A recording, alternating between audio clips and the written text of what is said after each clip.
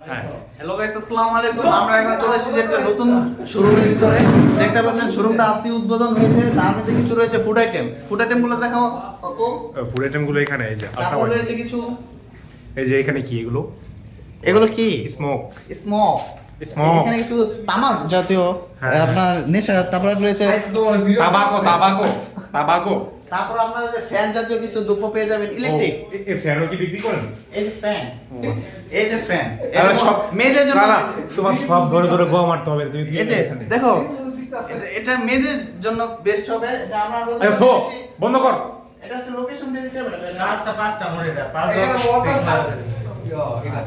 তো এটা লোকেশন হচ্ছে নারাবিটা। এখানে আবার এই যে পেইন্টিংও করা যাচ্ছে এখানে এই যে আমাদের এখানে আছে না? আবার যদি কেউ 19-20 ভরতে চান তাহলে চলে আসবেন এখানে 19-20 ভরার ব্যবস্থা আছে।